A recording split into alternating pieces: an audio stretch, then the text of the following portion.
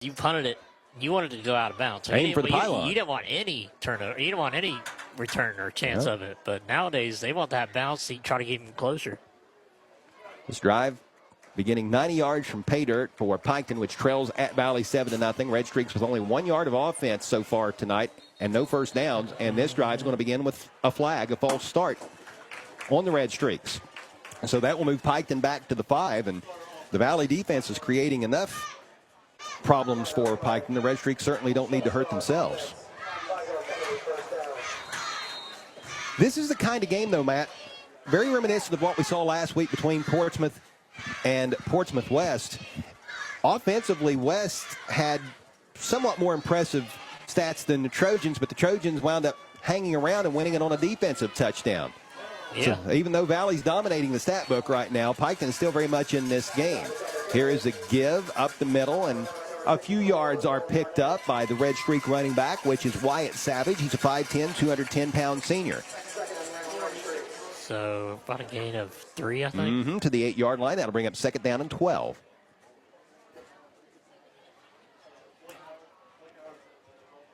Eight and a half minutes left to play in the first half. Indians up 7-0. McNeil showing blitz. He comes up the middle from his linebacking spot. Here's a quick pass to Ross along the near sideline, and coming up and making a nice open field tackle is J.U. Howard. He's a 5'10", 160-pound sophomore. That pitch and catch goes for 7 yards out to the 15-yard line. It's 3rd down and 5. And I tell you what, Howard's got a big old cast on that arm, and doing a nice job of wrangling that guy in an open field. Good to see him out there. I wasn't sure if he was going to play or not. Made a big play there. 7:45 on a rolling second quarter clock. 7-0 Valley Indians. Big 3rd down coming up for the Piketon Red Streaks. 3rd and 5 from their own 15-yard line. Gullion in the gun, a receiver each way. Gullion looking on the out route to Ross, left side. He makes the reception, takes the ball out across the 30, across the 35-yard line, and Aiden Spang makes the tackle at the 36, but not before a 21-yard gain. Piketon's lengthiest play from scrimmage thus far tonight, and now the Red Streaks have their initial first down of the evening. And I tell you what, Aiden Spang fell.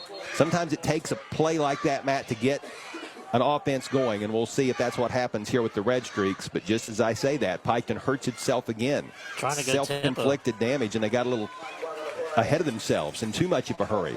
False start on the Red Streaks, second one we've seen on this drive, and that'll back Piketon up 5 to the 31-yard line. It'll be 1st and 15. I like the idea of going tempo, but you got to get yourself set first. Yep. But yes, Spang fell on that little out route, and that allowed Ross to just get open and get upfield. A receiver to the left, a receiver to the right. Fake handoff, going out of the gun, looking room, left side, and he's not going to find any room whatsoever. Runs into a couple of Valley defenders who brought the lumber. No gain on the play. 2nd down and 15. According to the PA announcer here at Valley High School, Nolan Barnett was leading the charge. He's a 6', 280-pound sophomore. Yeah, him and McNeil in there got that one. McNeil was so quick, though. He already knocked him, or was already on the ground, back up before Barnett even got a chance to get back down or get up. McNeil is actually back in a safety position now, and he's played some linebacker. They're really moving him around a lot on defense. He's that Caleb down.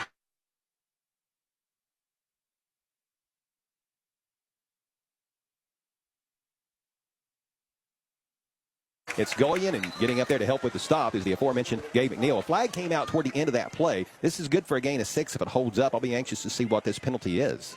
I'll tell you what, 74 is a little shook up for Valley. It's a personal foul face mask on Valley. You mentioned number 74 for Valley. That's Colton Stewart. He's a 6', 221-pound sophomore. He's staying out there. This penalty is a 15-yarder that will push the ball into Valley territory. Red Streaks operating on the Indian side of the 50 for the first time tonight. The ball will be placed down at the Tribe's 48-yard line. 1st and 10 for Piketon. Coming up on the 6-minute mark of the second period, it's 7-0 Valley. The Indians scored on a Cunningham touchdown pass to Spang in the final minute of the first quarter. Here's a pitch to running back Tanner Lohr on the option. And Lohr takes the ball to the 44-yard line for a gain of 4. That'll bring up second down and 6. Gabe McNeil on the stop, or at least assisting with that tackle for the Valley Indians. Trying to get caught up from all the penalties and everything. In explicit detail, I told you what the Valley Indian uniforms look like a little earlier. The Piketon Red Streaks are wearing their road white uniforms, red numerals trimmed in gray pants, red stripes, silver helmets with lightning bolts on each side, much like what you see the LA Chargers wear, only those lightning bolts are red streaks, if you will, outlined in white. Here's a quarterback keeper up the middle, and a minimal gain as Gullion will take the ball to the 43 for a gain of 1. It's third down and 5. Carver there making a big stop, him in 64. That's Nolan Barnett again. So big third down here. Very big. Valley looking to get off the field after Piketon getting their first 2 first downs of the night on this drive. Valley with 7 first downs. 2 receivers to the left, 1 flanker to the right. Gullion in the pistol with the running back to his left. Gullion takes the snap. A flag goes flying, and this will be pre-snap. This looks to be another false start on Piketon, and that is the 3rd time that the Red Streaks have been flagged for that exact same penalty on this drive. So that'll make it third down and 10 as the penalty pushes the line of scrimmage back to the 48-yard line of Valley. Both teams flagged 4 times tonight. Piketon 4 for 20. Valley 4 for 40. And what's crazy, Matt, is 3 of those Piketon flags, as we just referenced, have been on this drive, and this is the best drive they've had the entire game. Yeah, I tell you what, Blake McNeil, or Blake, I'm gonna get his name right, Gabe McNeil. I've known his brothers and all. I know mom and dad, and I just won't call him everything tonight. But I tell you what, he came flying in there in that A-gap last play. Here is Gullion, trips to his left, looking, flag goes flying, and Gullion's going to be sacked back at the 46-yard line if this holds up. There's your Blake. It's Blake Lundy. But let's check this penalty. It is resting downfield over near the Valley sideline, and the officials are pointing toward Valley, and Coach Nolan Crabtree's out on the numbers trying to get an explanation. He's not happy about this one. Well, the defensive back, granted it's that 5-yard chuck area, that receiver got chucked. Chuck, and he was out of bounds after he got hit and basically didn't come back in. So I think they're going to call defensive holding is what the call is. Yeah. I was either going to be pass interference, but there's no pass, so I'm guessing it was the holding call. Yep. So we'll await this penalty to be marked off. That should be a first down. This occurs with 4:21 remaining in the first half. Valley up 7-0. It is going to be a 10-yard penalty, and that will move the sticks. The line of scrimmage now the 38-yard line of Valley. So Piketon has certainly hurt itself at times with 3 penalties on this drive, but Valley helped out the Red Streaks big time on that last play. Gullion out of the gun, takes the snap, rolling to his left, being chased by Barnett. Gullion's going to pull it down, and another flag goes flying before Lundy makes the tackle of Gullion over on the far sideline in front of the Red Streak bench. Let's check this penalty. They're going to say holding, I believe, on the Streaks. Yep. Man, it's like the 2 teams are trying to outdo each other in the penalty. I mean, one gets one. It's like, nope, we got to get back in the lead or tie. They're one-upping each other on penalty flags, and I'm sure that Coach Nolan Crabtree and Coach Tyler Gullion are not happy about that. That's one stat that you don't want to win. Most penalties, most penalty yardage. But now, first and 20, back at the 48. Like Paul Abdul used to sing, 2 steps forward, 3 steps back. Maybe it was 1 step forward and 2 steps back. Either way, it's a lot of steps back lately. Sure enough. More steps back than forward. Here's Gullion looking to throw. Nobody open, and Gullion's going to slip and fall.